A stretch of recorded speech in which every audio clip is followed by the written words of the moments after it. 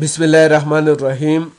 برنامه ورد را شروع می کنیم. خب قبل از اینکه ورد را شروع کنیم اول باید شما درباره ورد معلومات حاصل نمایید که ورد چی است و برای چی استفاده می شود. میایم در این قسمت برنامه نوتپد را باز می کنیم. ببینین ورد که ما شما می خوانیم آخرین ورژن می باشد، یعنی ورد 2013. فعلا در بازار کدام وردی که است ورد 2013 است که ما شما او را می خوانیم. نوشته می کنیم مایکروسافت ورد. کدام ورد می خوانیم؟ گفتیم 2013. بیاین اول باید ورد را تعریف کنیم که ورد چی است. اینجا نوشته می کنیم what is word. خود ورد چی است؟ اینجا تعریف میکنیم. اینه تعریف اول میگیم it is the tool of Microsoft which is used for text editing and sometimes it is used for email. ببینین گفتم it is the tool of Microsoft which is used for text editing and sometimes it's used for email. یک بخشی از مایکروسافت می باشد که برای تکست ادیتینگ استفاده می شود و بعضی اوقات می توانیم که در ایمیل هم از آن نیز استفاده نماییم. یعنی به چی مانم؟ اصل این بخشی از مایکروسافت است و برای تکست ادیتینگ استفاده می شود، ولی میتونی که در ایمیل هم از او استفاده کنی. یعنی مثلا یک ریپورت را آماده میکنی او را ایمیل میکنی، خیلی پس هم در ایمیل استفاده می شود و هم در تکست ادیتینگ. و یا گفته می توانیم اینجا نوشته میکنیم میگیم it is an application software which is used for write the book, a newspaper, CV and CV comma میتیم applications وغیره. ببینین گفتیم it is an application software which is used for write the books, newspapers, CV, applications وغیره. ببینین اصل امی ورد که است یک سافتور درخواستی می باشد. برای چی استفاده می شود؟ برای نوشته کردن کتاب ها، اخبار ها، CV ها، درخواست ها، مجله و غیره. یعنی چیزی که نوشته میشه در برنامه چی میشه؟ برنامه ورد میشه. اگر متوجه باشین ورد با معنای چی است؟ لغت.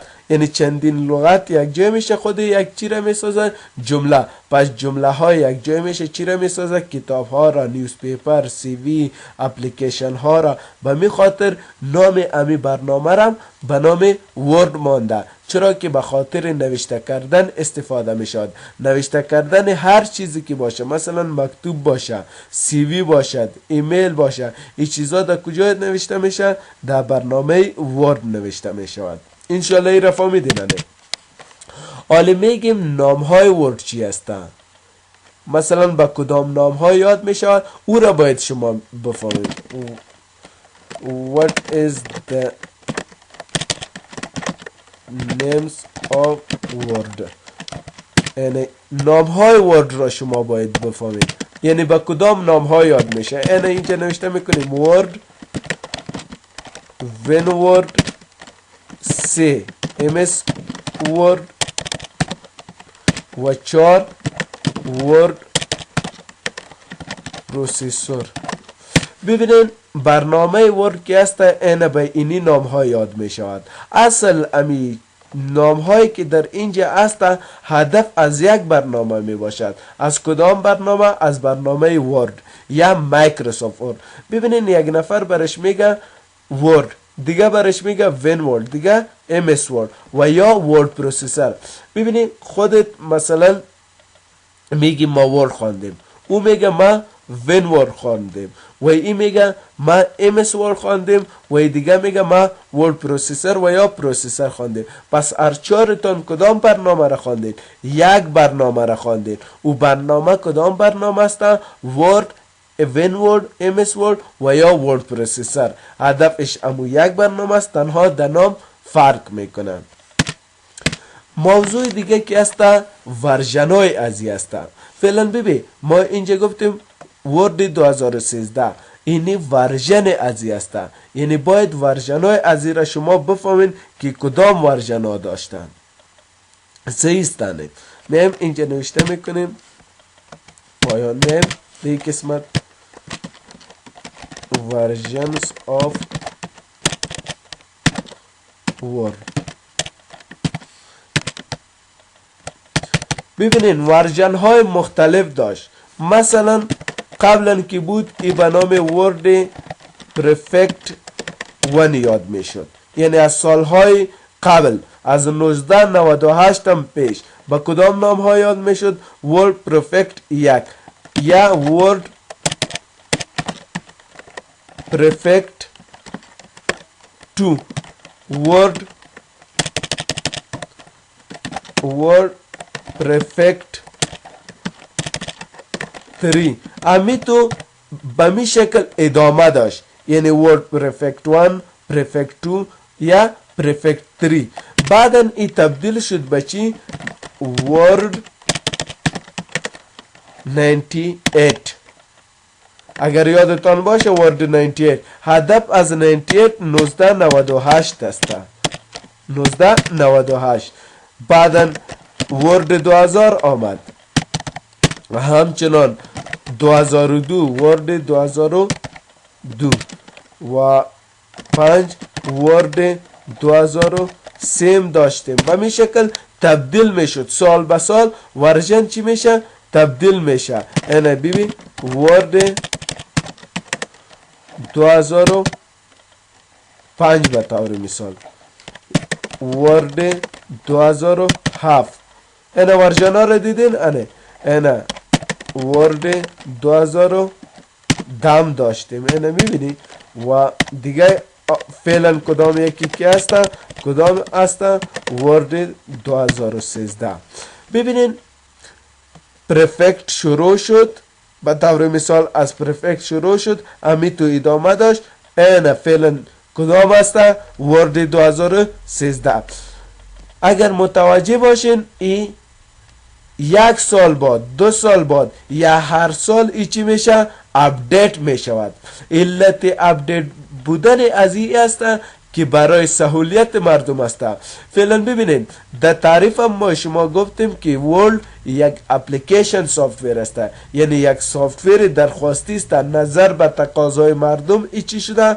ساخته شده است. ولی برای سهولیت مردم کمپانی کوشش میکنه که سال به سال چیزهای جدید را اپدیت نمایه و یک ذره ساده تر بسازه. امی برنامه را چی بسازه؟ ساده تر بسازه. از او خاطر این ورژن هم سال به سال چی میشه؟ اپدیت میشه. برای چی؟ برای سهولیت مردم هستند. ببینین یک مثال میتونم، مثلا از اینجا تا به ارزان قیمت میرین. وقتی که تا به ارزان قیمت برین در ولگا برین خوب است یا در کمری؟ کدامش خوب تر میاد؟ خود طبیعی گپ است که کمری خوب است.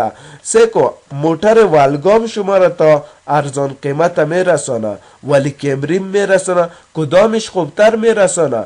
کمری خوبتر میرسانه، به خاطر ازی که او یک ورژن، یک مدل جدید است. یک چی است؟ مدل جدید. اگر تو در ولگا بری شاید یک ذره تو را آزار بده ولی اردوش تو را تا به ارزان قیمت میرسانه. سیستانه همچنان این ورژنایی که بود کدام کاری که مثلا در اینجا میشه در ورد مثلا کتاب نوشته میکنیم، در برنامه مثلا 98 هم میشد.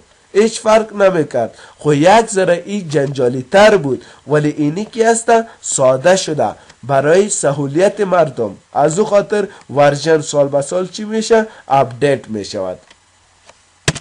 میایم سر اکستنشن ورد، یعنی اکستنشن شما میفهمین در ویندوز خواندین اصل اکستنشن یا فرمت ورد 2013 چی است باید بفهمی. اینا میایم دی قسمت برش میگیم what is extension of word 2013. اکستنشن ورد 2013 چی است؟ اینا میگیم the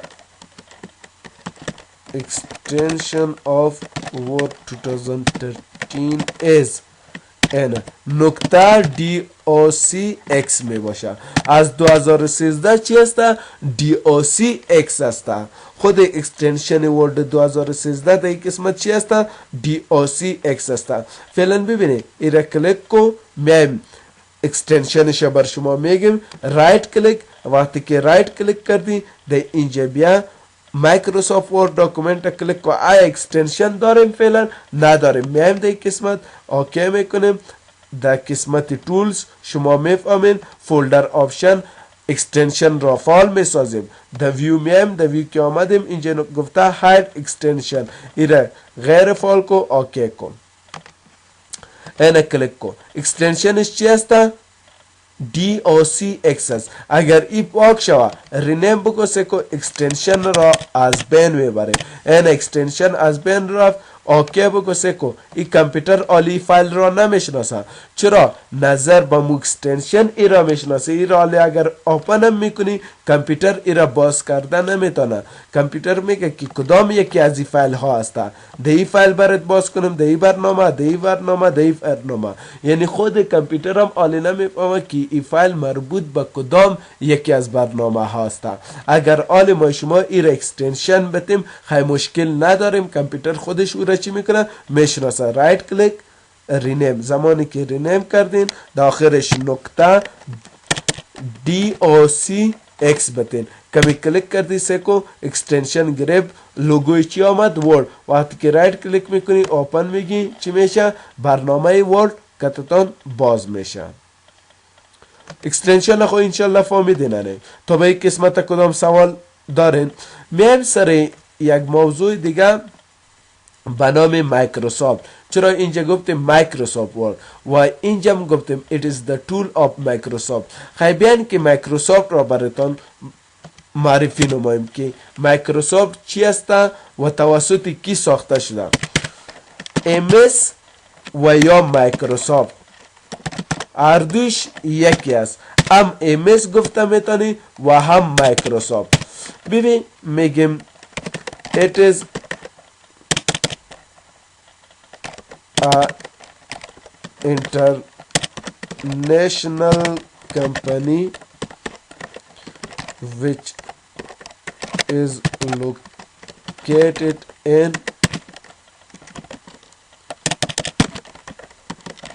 America, and this company is introduced by Bill Gates, and this company produced by Bill Gates, which produce